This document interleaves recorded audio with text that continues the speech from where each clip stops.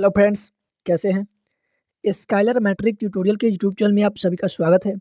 Friends, आज की इस वीडियो में हम क्लास 12th के हिंदी के मॉडल सेट 4 को लेकर आए हैं और आपसे एक छोटी सी अनुरोध है कि यदि आपने अभी तक मेरे पार्ट 1, 2 और 3 मॉडल सेट को नहीं देखे हिंदी के, तो सबसे पहले आप उसे देखें और इसके बाद इस वीडियो को देखें, तो वह आपके लिए बहुत ही ज़्यादा बेहतर होगा।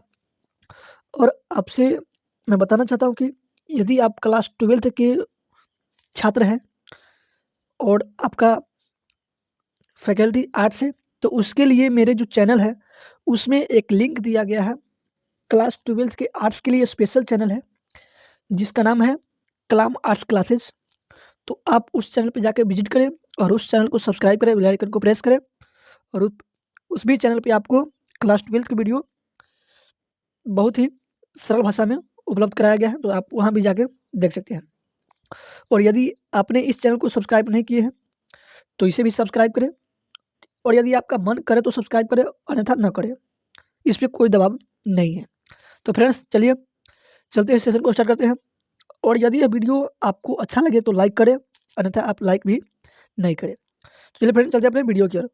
फर्स्ट क्वेश्चन है, ईंट से ईंट बजाना मुहावरे का अर्थ क्या होगा। तो ईंट से ईंट बजाना मुहावरे का अर्थ क्या होता है? विनाश करना। क्या होता है? विनाश करना। आइए सेकंड क्वेश्चन को देखते हैं। गाल बजाना मुहावरे का अर्थ होगा। गाल बजाना मुहावरे का अर्थ क्या होगा? तो देखिए, गाल बजाना मुहावरे का जो अर्थ होगा वह क्या होता है? डिंग हाँकना। न बोलता है गाँव घर में कि आजकल बहुत ज्यादा डिंग हाँकता है, मतलब बहुत ज्यादा गाल बजाता है। अगली क्वेश्चन है, खिल्ली उड़ाना मुहावरे का अर्थ होता है। तो खिल्ली उड़ाना का जो मुहावरे का अर्थ होगा उसका मतलब क्या होता है? व्यंग करना। व्यंग मतलब क्या होता है? मजाक करना। क्या होता है? मजाक करना। आइए नेक्स्ट क्वेश्चन देखते हैं। गगनचुंबी में कौन सा समास है? गगनचुंबी, गगन को चुंबने वाला। गगन को चुंबने वाला क्या बोलते हैं? गगनचुंबी। यहाँ पे को क्या है? कारक चिन्ह है। तो आपको पता होनी चाहिए कि जो कारक चिन्ह क्या होते हैं? कर्ता ने क्रम को किसको चुनता है? गगन को चुनता है। तो जब ये कारक चिन्ह का प्रयोग किया जाए शब्द में, तो वह शब्द क्या होता है? तत्पुरुष समास का होता है। आइए अगले क्वेश्चन को देखते हैं।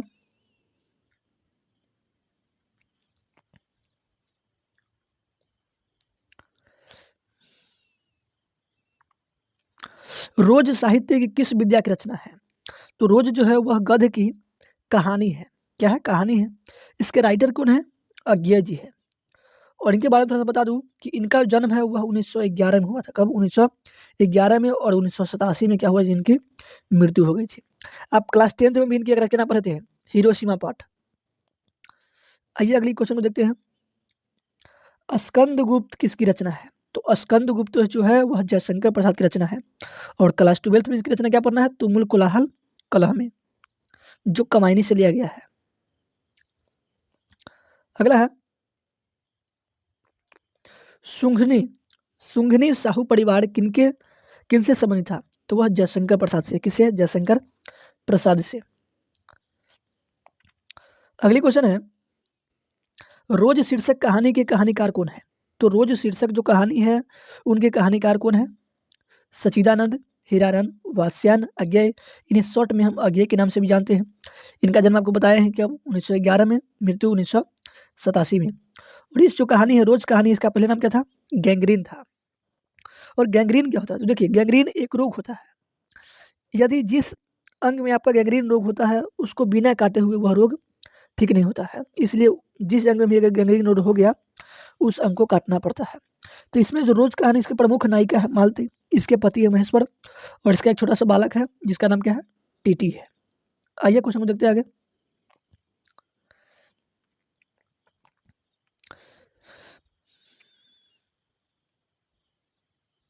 जयशंकर प्रसाद का जन्म कब हुआ?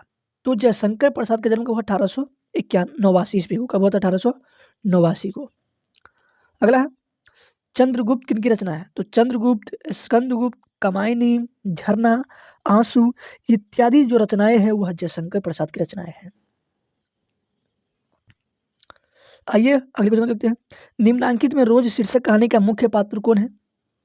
तो हम तो बता दिए हैं कि आपका मुख्य पात्र कौन है, मालती होगा, उसके पति महेश्वर, उसके पुत्र क्या है, टीटी है।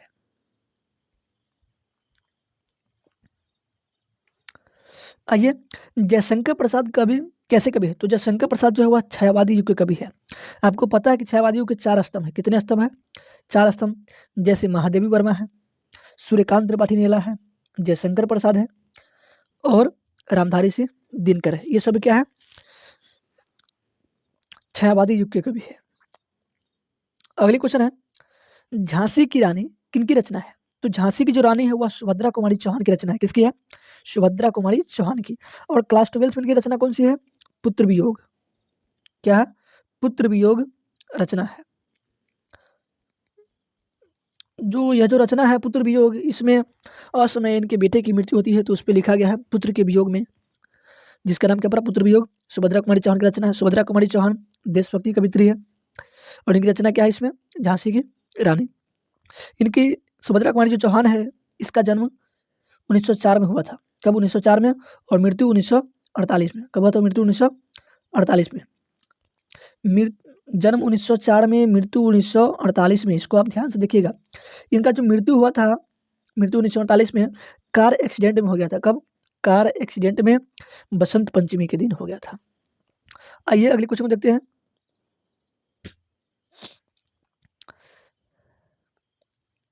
भगत सिंह, भगत सिंह जो है, भगत सिंह आपको पता होगा, जिन्हें 1931 में फांसी की सजा सुनाई गई थी।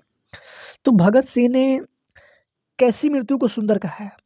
तो भगत सिंह के अनुसार मृत्यु वह है जो देश की सेवा के बदले दी गई फांसी है। यानी देश की सेवा के बदले जो फांसी दी उसे क्या बोलते हैं? सुंदर मृत्यु कहा गया है।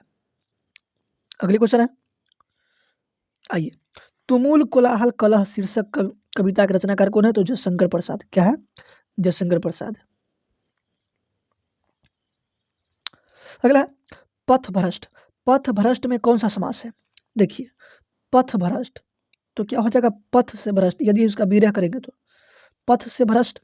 अब यहाँ पे से क्या है? कारक चिन्ह है, इसलिए क्या हो जाएगा? ये तत्पुरुष समास हो जाएगा।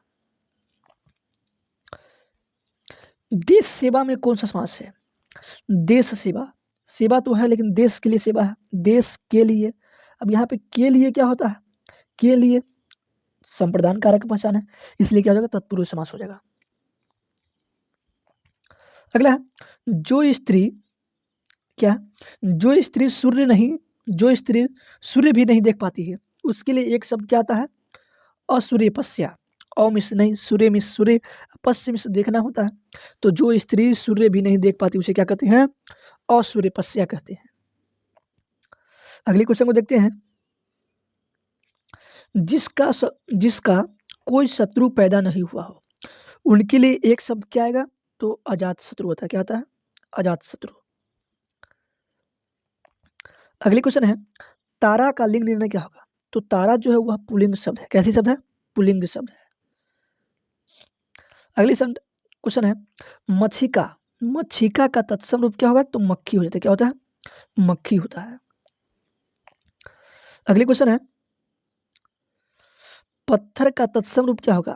पत्थर तो क्या होगा? प्रस्तर हो जाता है। क्या होता है? प्रस्तर। Option number B is right answer. अगला है, कुल श्रेष्ठ में कौन सा समास है? देखिए, इसका हम विग्रह करते हैं पहले। क्या होगा? कुल श्रेष्ठ। कुल में श्रेष्ठ, इसमें जो में है वह विभक्ति चिन्ह है और में क्या है? अधिकरण कारक का पहचान है। तो में जिसमें क्या विभक्ति का लोप हो उन्हें कहते हैं तत्पुरुष समास। ऑप्शन नंबर बी क्या हो जाएगा? Right answer. अगली क्वेश्चन है, सतसई में कौन सा समास है? सतसई, सतसई में कौन सा समास है? देखिए, सतसई जो शब्द है, सत में क्या होता है? 7। तो जब ये संख्यावाचक शब्द आ जाए द्विगु समास को टिक करते हैं। अगला है, लक्ष्य शब्द का तद्भव रूप क्या होगा? तो लक्ष्य जो शब्द है उसका तद्भव शब्द क्या होता है? लाख होता है। क्या होता है? लाख। अगले जो क्वेश्चन है आपकी स्क्रीन पे 26वां नंबर क्वेश्चन आप देख रहे हैं, तिथि का लिंग निर्णय क्या होगा? तिथि पुल्लिंग है, स्त्रीलिंग है, क्या है? तो तिथि जो शब्द है वह स्त्रीलिंग है। कैसी शब्द है? स्त्रीलिंग शब्द है। अगली क्वेश्चन है, अभ्यर्थी में कौन सी संधि है? अभ्यर्थी, देखिए सबसे पहले हम संधि करेंगे। तो अभ्यर्थी जो शब्द है उसका हो जाएगा अभि जोर अर्थी।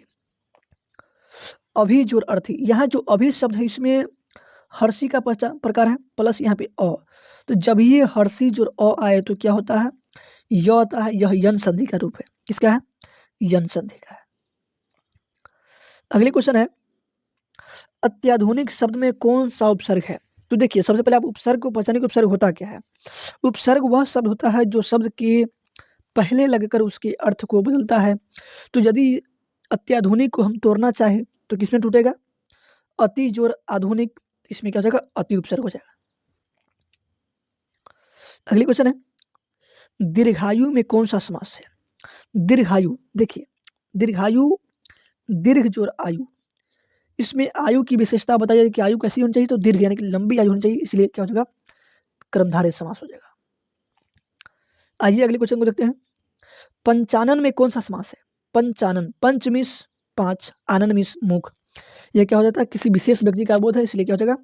बहुव्रीहि समास हो जाएगा। अगले क्वेश्चन को देखते हैं, पर्यावरण में है तो पर्यावरण में कौन सी संधि है?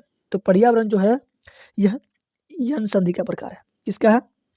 यन संधि का। अगले क्वेश्चन है, धन को व्यर्थ ही खर्च करने वाला क्या होता है? तो वैसे व्यक्ति जो धन को व्यर्थ में खर्च करे उससे बोलते हैं अपव्ययी कहते हैं। क्या कहते हैं? अपव्ययी। अगले क्वेश्चन है, जीभ का लिंग क्या होगा? तो जीभ जो शब्द है उसका लिंग क्या होता है? जीभ चटपटा है। जीभ क्या है? चटपटा है। जीभ कट गया। ऑप्शन नंबर बी, यानी जीभ क्या है? पुल्लिंग है। दोस्तों अगली क्वेश्चन है, गर्दन का लिंग निर्णय क्या होगा? गर्दन पुल्लिंग है, गर्दन स्त्रीलिंग है, उभयलिंग है, या क्या है? तो गर्दन क्या है? पुल्लिंग है। Option A is right answer. Sorry, गर्दन जो शब्द है वह क्या है? स्त्रीलिंग है। गर्दन के लिए क्या बना है? स्त्रीलिंग या पुल्लिंग नहीं है। देखिए पुल्लिंग जो होता है ना, जितने भी पर्वत का नाम हो गया वह पुल्लिंग होगा, जितने भी नदी का नाम है वह स्त्रीलिंग होगा, जितने भी पढ़ाई लिखाई से संबंधित सामग्री का नाम होगा स्त्रीलिंग होगा। इस प्रकार आप देख सकते हैं। आगे है, अभिमान शब्द में कौन सा उपसर्ग है? तो अभी जुर्मान, क्या हो जाएगा? अभी उपसर्ग का प्रयोग किया गया है। किसका? अभी का। अगली क्वेश्चन है, अनुवाद में कौन सा उपसर्ग है? तो अनुजोड़वाद, क्या हो जाएगा? अनुवाद। अगला है, त्रिनेत्र में कौन सा समास है? अब देखिए त्रि मीन्स क्या होता है? तीन, और नेत्र मीन्स आंख। तो किसके पास तीन नेत्र होता है?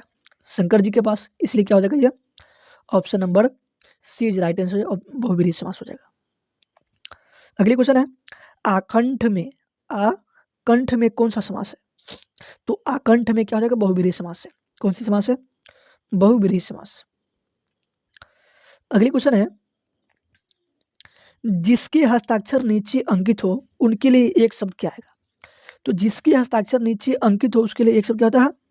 अधो हस्ताक्षर। क्या होता है? अधो हस्ताक्षर। सॉरी, ऑप्शन नंबर सी होगा, अधो हस्ताक्षर कर्ता कहते हैं उसके लिए। क्या बोलते हैं? अधो हस्ताक्षर कर्ता। अगली क्वेश्चन है, ग्रीस में कौन सी संधि है? ग्रीस, सबसे पहले इसका हम संधिवित करना चाहेंगे तो ये हो जाएगा गिरी प्लस इस, क्या हो जाएगा? ग्रीस। गिरी, यहाँ पे हर्षी है, दीर्घी है, ये हो जाएगा दीर्घी। तो जब ये समान स्वर आए, जैसे आप लोगों ने पढ़े होंगे संस्कृत में कि अकह स्वरने दीर्घा, यानी जिसमें समान स्वर का प्रयोग किया जाए उन्हें बोलते हैं दीर्घ संधि। Option number C is right answer. अगली क्वेश्चन है, अत्यंत का समय क्या होगा? तो अति जोर अंत। Option number B is right answer. बरसात बिल्कुल ना होना, उसके लिए एक शब्द क्या आएगा? तो उसके लिए क्या हो जाएगा? यानी जिस समय बिल्कुल बरसात ना हो क्या बोलते हैं? अनावृष्टि कहते हैं। और अधिक को क्या बोलते हैं? अतिवृष्टि। कम को अल्पवृष्टि। सरकार के प्रयास से जारी होने वाली सूचना क्या कहलाती है? तो वैसी सूचना जो सरकार जारी करती है उन्हें बोलते हैं अधिसूचना कहते हैं। क्या कहते हैं? अधिसूचना। अगला क्वेश्चन है, अवतार में कौन सा उपसर्ग है? क्या है? अवतार। तो क्या हो जाएगा? अब जोड़ता क्या हो जाएगा? अवतार। अगली क्वेश्चन को देखते हुए कहता है, अत्याचार। अत्याचार में किस उपसर्ग का प्रयोग किया गया है? तो अत्या जो चार है वो ऑप्शन नंबर डी तक आप देखिए तो क्या हो जाएगा? इसमें अति उपसर्ग का प्रयोग किया गया है। अगली क्वेश्चन है, संगीतज्ञ में समास है।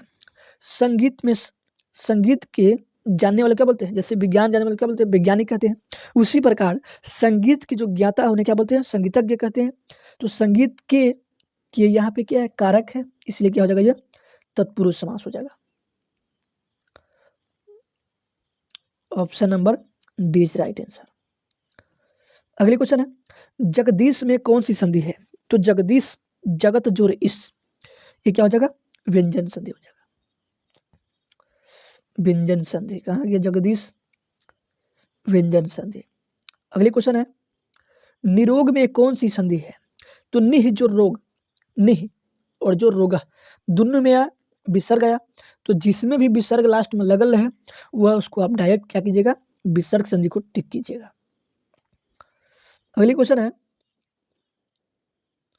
जो किसी के प्रति आसक्त हो, जो किसी के प्रति आसक्त हो उसके लिए एक शब्द क्या आएगा?